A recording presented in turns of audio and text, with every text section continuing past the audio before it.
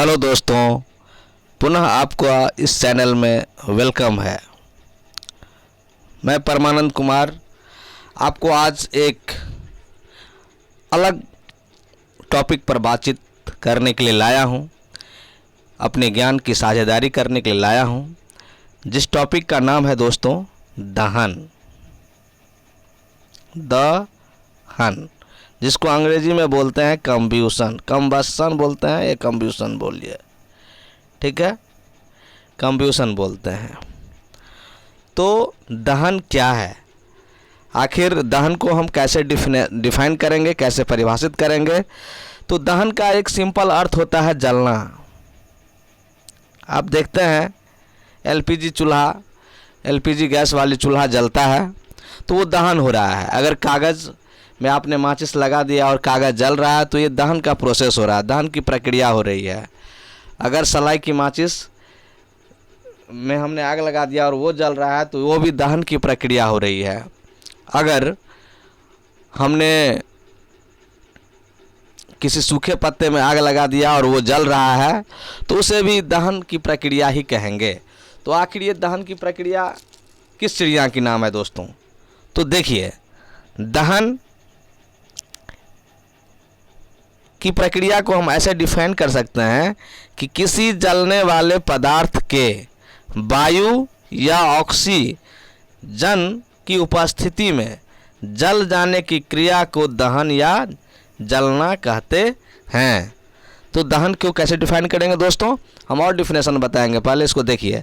किसी जलने वाले पदार्थ यानी कि वैसा पदार्थ की जले, ऐसा नहीं कि पत्थर जलने वाला पदार्थ नहीं है, कागज़ जलने वाला पदार्थ है, डीजल जलने वाला पदार्थ है, पेट्रोल जलने वाला पदार्थ है, केरोसिन तेल जलने वाला पदार्थ है, सरसों तेल भी जलने वाला पदार्थ है। क्योंकि सरसों तेल में भी हम देखते हैं हमारी माँ बहन जब पूजा करती है भगवती का, दुर्गा मैया का, तो दीप में सरसों का तेल ही डालती है और उसमें बतियर लगा करके जलाने का काम करती है। दीप जलाने का काम, दीप लगाने का काम करती है। तो सरसों का तेल भी हो सकता है, इसका भी ज्वलन ताप कुछ न कुछ है। तो दोस्तों, किसी जलने वाले पदार्थ के वायु या ऑक्सीकारक द्वारा जल जाने की क्रिया को दहन या जलना कहते हैं। ये ऑक्सीकारक एक टर्म आ गया, इससे डरना नहीं है, आप ऑक्सीजन लिखिए।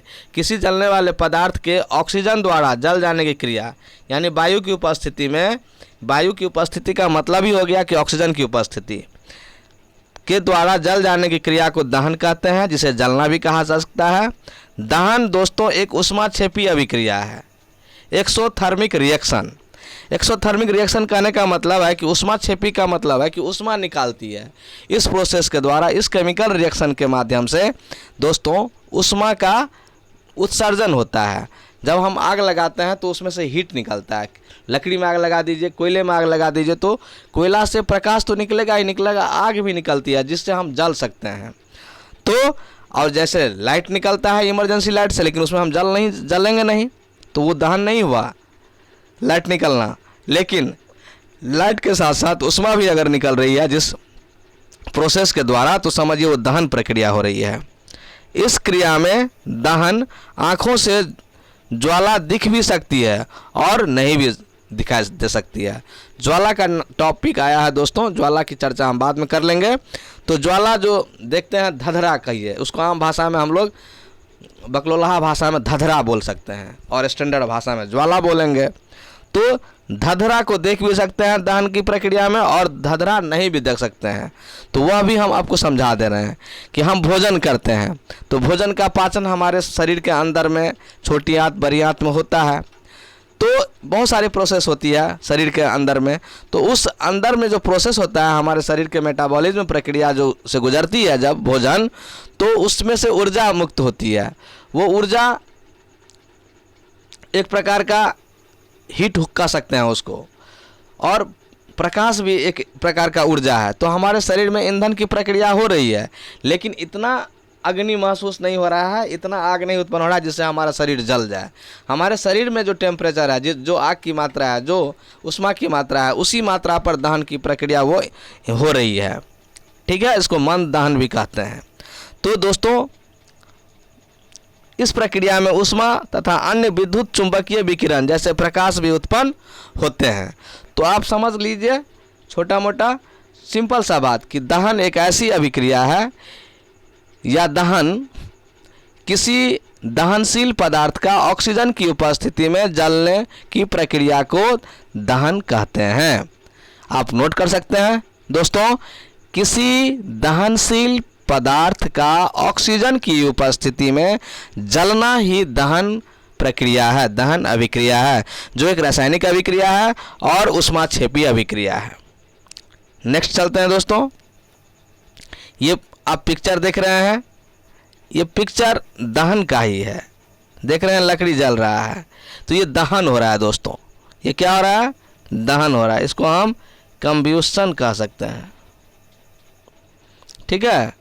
तो दहन हो रहा है, ये लकड़ी जल रहा है, उसमें से प्रकाश भी निकल रहा है, हाँ, और ऊष्मा तो आप देख ही रहे हैं, यानी ऊष्मा और प्रकाश दोनों मुक्त होगा। साथ ही साथ कुछ गैस भी मुक्त होती है, कार्बन मोनोऑक्साइड, हाँ, कार्बन डाइऑक्साइड, ये सब गैस मुक्त होती है। तो ये दहन का प्रोसेस हो रहा है दोस्तों। ये भी देख रहे हैं आप, ये भी दहन का ही प्रोसेस हो रहा है, इसको भी हम दहन कह सकते हैं, ठीक है। आग लगा हुआ है, प्रकाश दे रहा है, रोशनी दे रहा है। चलिए, तो दहन जो है हम थोड़ा सा और आपको डिफाइन करेंगे दहन के लिए। और दहन ईंधनों में दहन होता है, तो भोजन भी एक प्रकार का ईंधन ही हो गया। ऐसा नहीं कि पेट्रोल ही को ईंधन कहिएगा दोस्तों, और किरासन तेल को ही, लकड़ी को ही कहिएगा। दहन जो है किसी पदार्थ के ऑक्सीजन में जलने पर ऊष्मा और प्रकाश उत्पन्न करने की प्रक्रिया को दहन कहते हैं। यानी जलने की इस प्रक्रिया को हम दहन कहते हैं। उदाहरण, एक केमिस्ट्री का उदाहरण दे रहा हूँ दोस्तों, सिंपल उदाहरण। तो आप समझ लीजिए कि पेट्रोल का जलना दहन हो गया, लकड़ी का जलना दहन हो गया, सूखे पत्ते का जलना दहन हो गया। तो इस प्रकार से दहन आप जान गए। लेकिन केमिस्ट्री की भाषा में चलते हैं हम। कार्बन को वायु में जलाने पर कार्बन डाइऑक्साइड बनता है, जिसको हम CO2 लिखते हैं। इस प्रक्रिया में दोस्तों ऊष्मा और बहुत ज़्यादा प्रकाश निकलता है। तो आप देख लीजिए, ये कार्बन है C दोस्त, ये C कार्बन है, ओ शिट, C कार्बन है, और O2 और ऑक्सीजन ऐसा है, O2 है, ऑक्सीजन हो गया। ये दोनों को हमने रिएक्शन करा रहा है, जला रहा है, इसमें आग लगाया, हीट किया। तो ये CO2 गैस हमारा मुक्त हो रहा है, और ऊष्मा भी मुक्त होगा और प्रकाश भी मुक्त होगी। यानी कार्बन डाइऑक्साइड बनने के साथ साथ ऊष्मा और प्रकाश मुक्त होगी।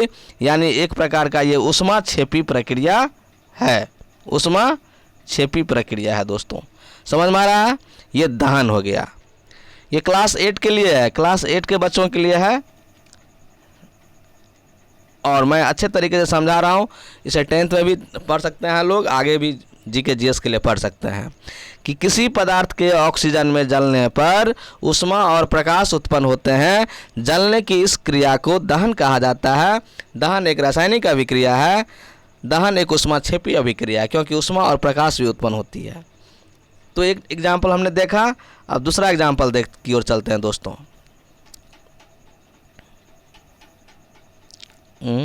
दूसरा एग्जाम्पल, हाँ, ये एग्जाम्पल देखिए दोस्तों। दूसरा एग्जाम्पल देखिए, एग्जाम्पल 2। वायु में, यानी कि ऑक्सीजन में, वायु का मतलब हो गया यहाँ पर ऑक्सीजन, वायु का मतलब हो गया ऑक्सीजन, यानी कि O2। तो सल्फर O2 के साथ में जलने पर सल्फर डाइऑक्साइड देता है, SO2 दोस्तों। सल्फर डाइऑक्साइड गैस दिया, और साथ ही साथ में ऊष्मा और प्रकाश भी मुक्त होता है। तो इस प्रकार ये सल्फर का ऑक्सीजन के साथ जलना एक दहन प्रक्रिया हो गया। अब दहन के लिए हम कह सकते हैं दोस्तों, ऑक्सीजन के साथ अभिक्रिया कर रहा है। ये ऑक्सीजन के साथ अभिक्रिया करेगा तो ऑक्सीकरण प्रक्रिया भी कह सकते हैं इसको, ऑक्सीकरण प्रोसेस भी कह सकते हैं, जो क्लास 9th में पढ़ेंगे, ऑक्सीडेशन और रिडक्शन। तो दहन क्या हो गया? इस तरह से दहन एक ऑक्सीकरण अभिक्रिया हो गया। दहन में पदार्थ का ऑक्सीकरण होता है, क्योंकि पदार्थ के साथ ऑक्सीजन जुड़ता है। जो पदार्थ जलता है दोस्तों उसे दहनशील या ज्वलनशील पदार्थ कहते हैं। जो पदार्थ जलता है दोस्तों, जलने वाला पदार्थ केरोसिन हुआ, कागज़ हुआ, पेट्रोल हुआ, हाँ डीजल हुआ, लकड़ी हुआ, कपड़ा हुआ, प्लास्टिक हुआ, यानी जलने वाला जो भी पदार्थ है दोस्तों उसको हम दहनशील कह सकते हैं या ज्वलनशील पदार्थ कहते हैं दोस्तों। कार्बन एक तत्व है जो जलने वाला पदार्थ है। गंधक, मैग्नीशियम, मोमबत्ती दहनशील पदार्थ है दोस्तों। और वायु, नाइट्रोजन और क्लोरीन दहन के पोषक है, यानी कि वायु के उपस्थिति में ही हम किसी पदार्थ को जला सकते हैं, इसलिए दहन के पोषक इसे कहा जाता है। और वायु में नाइट्रोजन भी उपस्थित होता है दोस्तों, इसलिए क्लोरीन भी होता है, इसलिए हम दहन के पोषक इसे कह सकते हैं। अब चलते हैं दूसरे टॉपिक पर दोस्तों।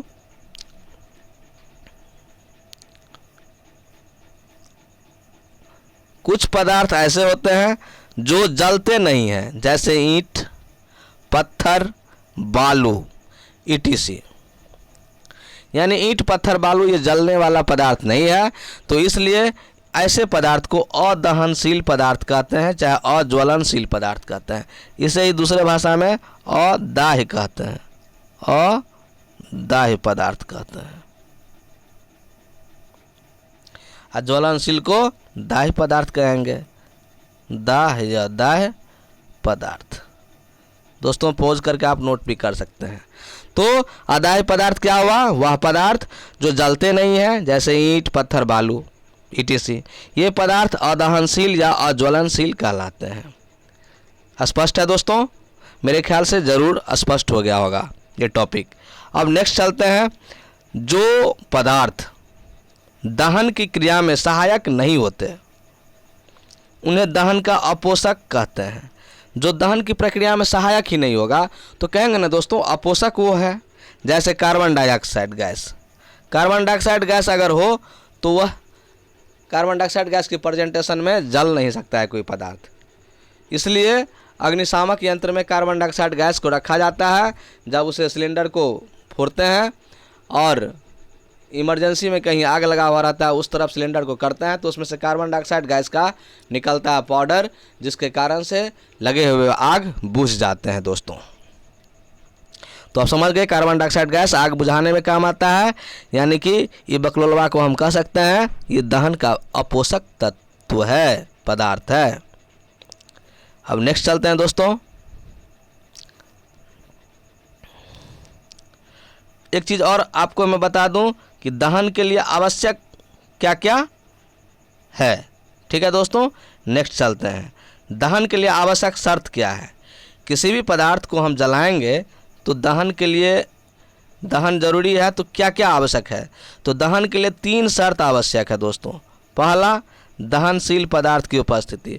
अब जलने वाला पदार्थ नहीं रहेगा, पत्थर रहेगा तो क्या खाक जलाएंगे?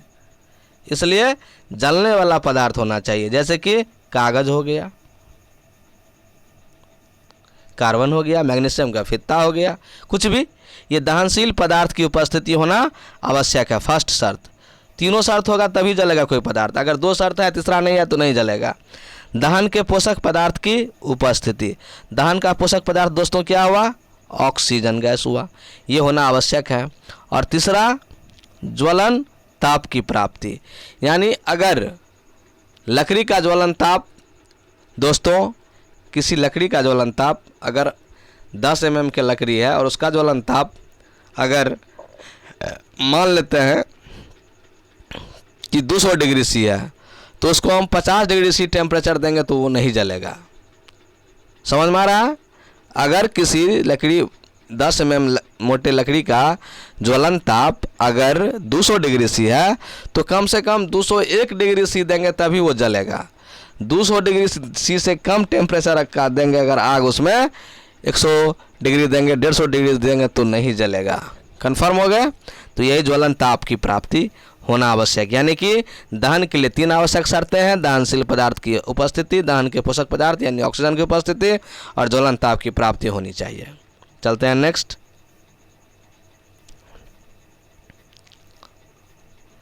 तो दहन के लिए आवश्यक पदार्थ भी, आवश्यक चीज़ भी जान गए।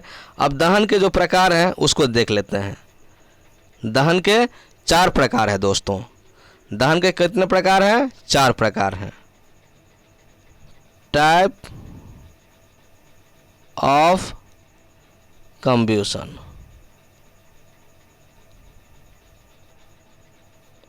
तो टाइप्स ऑफ कंब्यूशन, दहन कितने प्रकार के हैं? तो 4 प्रकार के हैं दोस्तों। पहला दहन को द्रुत दहन कहेंगे, यानी फास्ट, रैपिड, तेजी से होने वाला। तीव्र, तीव्र भी बोल सकते हैं, तीव्र दहन बोल सकते हैं। रैपिड, द्रुत दहन। दूसरा दहन को मंद दहन, स्लो कंब्यूशन। तीसरा को बोलेंगे स्वतः दहन, और चौथा को बोलेंगे विस्फोट। जैसे बम विस्फोट करता है तो विस्फोट हो गया। कोई बम को फोड़ते हैं ना दोस्तों, बिना आग लगाए हुए पटक देंगे अगर दीवार में, और बचपन में नहीं हम लोग फोड़ते थे दीवार बम बोलते थे, तो वही अगर पटक देंगे और उससे प्रेशर से, दबाव से वो फट जाता है, तो ये विस्फोट हुआ। वो भी दहन की एक प्रोसेस के अंतर्गत आता है। यानी कि हमने सीखा 4 प्रकार का दहन का प्रकार होता है। फर्स्ट द्रुत दहन, rapid combustion. Second slow combustion, मंद दहन, धीरे धीरे दहन।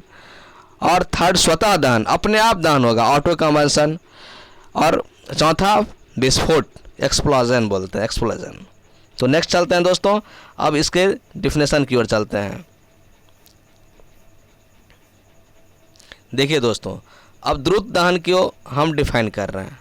ये द्रुत दहन साहब है, द्रुत दहन। तो द्रुत दहन किसको कहते हैं, सो देख लीजिए।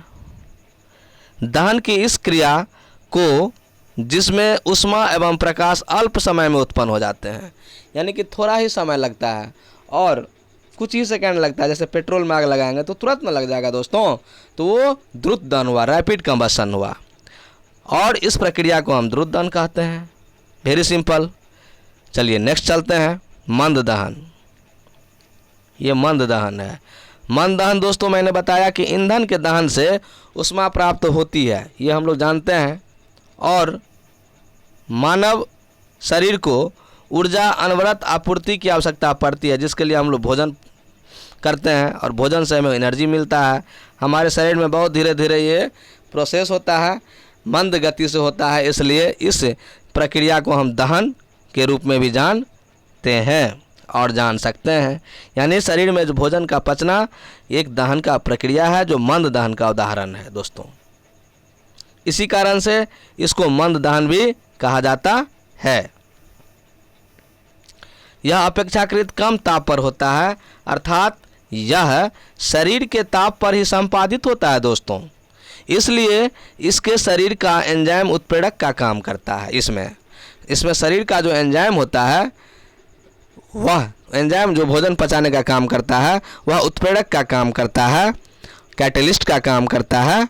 और इस प्रोसेस को, इस दहन का प्रोसेस को दोस्तों हम कह सकते हैं मंद दहन, स्लो कंबशन। अब चलते हैं दोस्तों तीसरी दहन की प्रोसेस की ओर, जिसको हम कहते हैं स्वतः दहन। स्वतः से स्पष्ट है, खुद ब खुद जल जाएगा, उसमें माचिस की तिल्ली का प्रयोग हमें नहीं करना है दोस्तों। इस प्रकार की दहन क्रिया को देखते हैं, नोट्स। इस प्रकार की दहन क्रिया को जो बिना किसी बाहरी ऊष्मा के संपादित होती है, स्वतः दहन कहते हैं दोस्तों। और इसका एग्जाम्पल याद रखना है कि श्वेत फास्फोरस का दहन, लाल फास्फोरस नहीं दोस्तों, श्वेत फास्फोरस। 2 प्रकार का फास्फोरस होता है, लाल और श्वेत। तो श्वेत फास्फोरस इतना फास्ट जलता है, अपने आप उसको हवा में अगर रखेंगे तो हवा से प्रतिक्रिया करके वो धधक उठेगा, इसलिए उसे केरोसिन तेल में रखा जाता है। ठीक है दोस्तों। तो श्वेत फास्फोरस का जो जलना है स्वतः जलता है, इसलिए स्वतः दहन कहते हैं। यह खतरनाक है, इसका प्रयोग बम सब में किया जाता है। और अगला जो है आपका विस्फोट। क्या है? विस्फोट है। अच्छा, कलर चेंज करने के लिए इसका प्रयोग करेंगे। अच्छा, ठीक है। अगला है विस्फोट। तो 1 मिनट दोस्तों,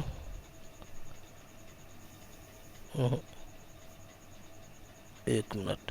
विस्फोट मैं देखता हूँ दोस्तों, टेंशन नहीं लेना है।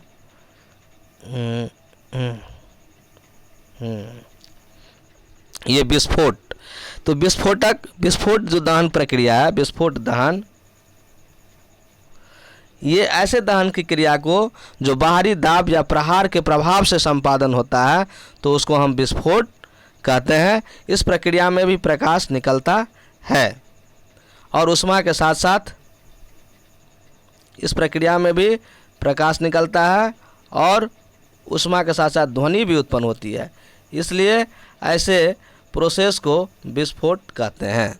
तो बढ़िया से याद करेंगे दोस्तों, विस्फोट ऐसी दहन की क्रिया है जो बाहरी दाब या प्रहार के प्रभाव से होती है दोस्तों, तथा इस प्रक्रिया में भी प्रकाश एवं ऊष्मा के साथ साथ ध्वनि भी उत्पन्न होती है।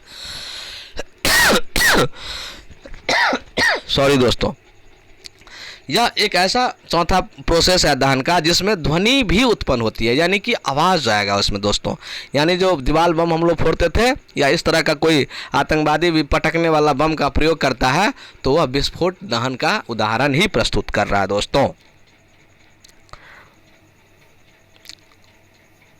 अब हम चलते हैं, दहन का जो प्रोसेस हमने देख लिया, दहन क्या है वो भी हमने देख लिया दोस्तों, दहन के कितने प्रकार होते हैं वो भी देख लिया।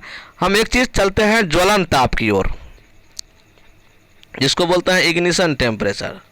इग्निशन टेम्परेचर, ज्वलन ताप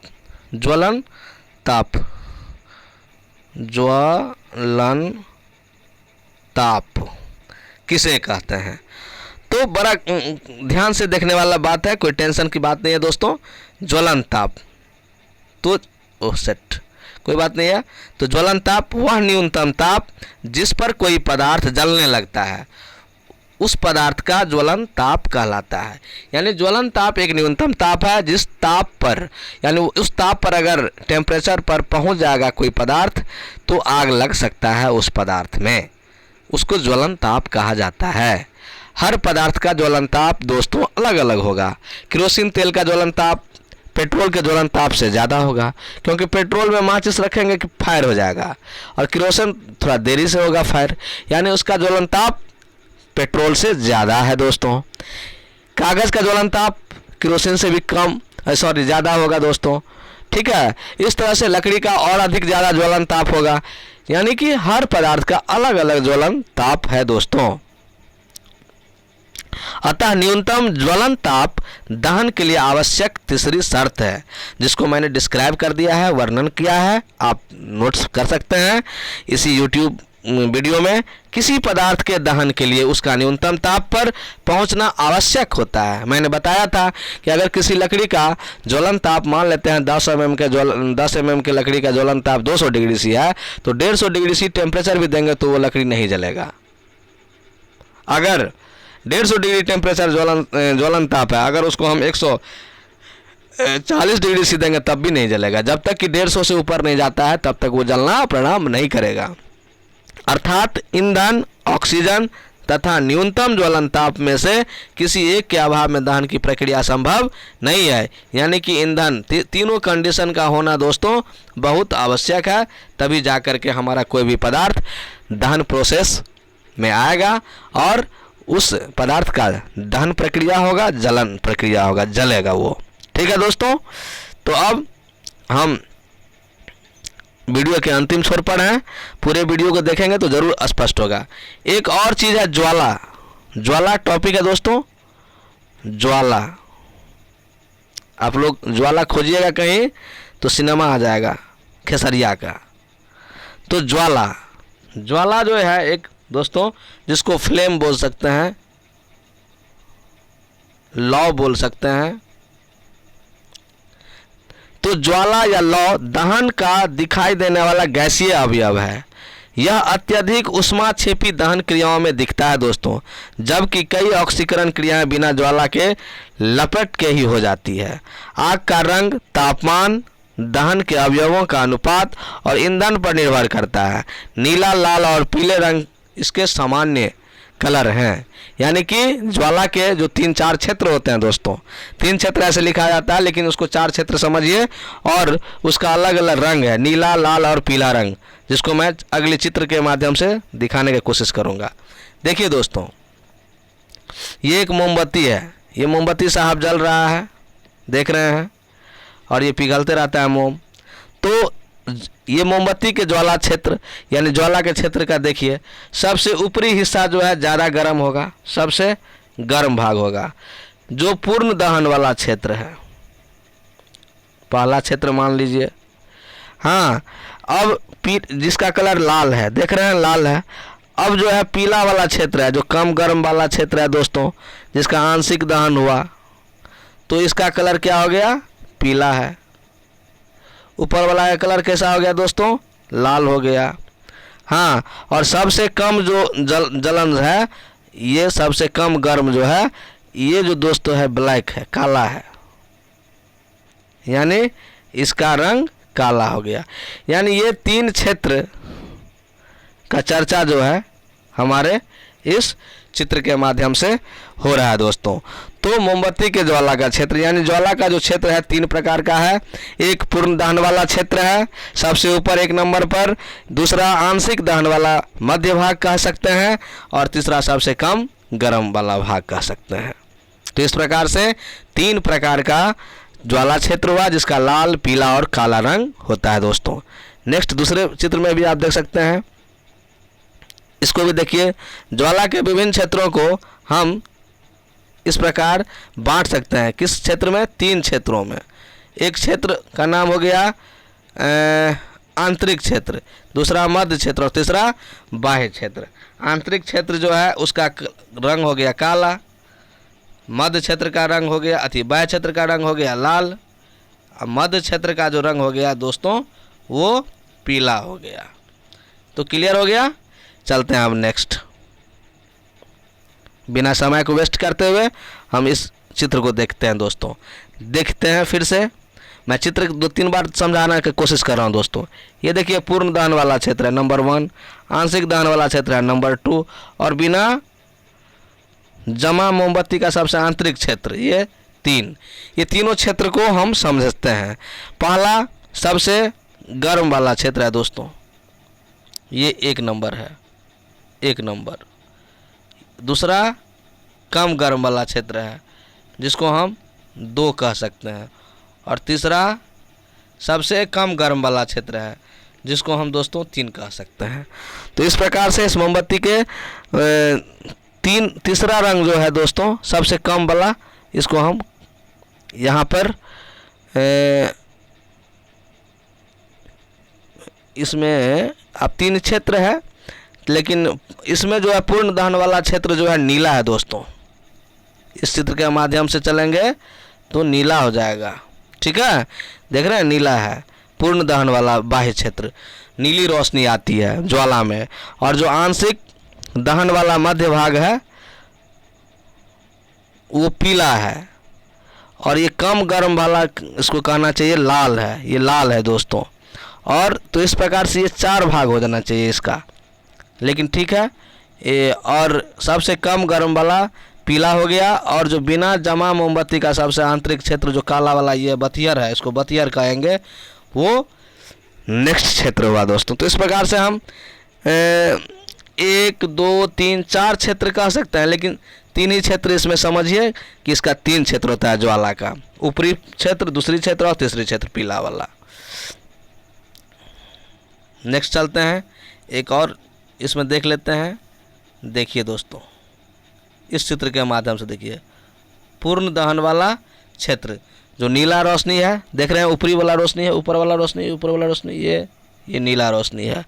आंशिक दहन वाला ये है जिसको पीला रोशनी है, और बिना जली मोमबत्ती का सबसे आंतरिक क्षेत्र काला यानी 3 ही क्षेत्र हम कह सकते हैं, चौथा क्षेत्र नहीं कहिए। 1 2 और 3 क्षेत्र मोमबत्ती की ज्वाला यानी किसी भी ज्वाला का 3 क्षेत्र होता है दोस्तों। हाँ, एटोमी वाला क्यों आता है? पूर्ण दहन का बाह्य क्षेत्र नीला, आंशिक दहन वाला मध्य भाग पीला, यानी ऊपरी भाग नीला होगा दोस्तों, ऊपरी भाग नीला होगा, मिडिल भाग पीला होगा, कम गर्म वाला सबसे कम गर्म वाला जो है काला होगा, ठीक है। निपिका तो याद रखेंगे नीला पीला काला। मोमबत्ती के ज्वाला के विभिन्न क्षेत्र को हमने देख लिया दोस्तों। एक इस काला में देखिए ये भी मोमबत्ती है। ज्वाला की संरचना को इस प्रकार से हम देख सकते हैं, सबसे जो है कम गर्म वाला, ठीक है, जिसका ये नीला है, नीला।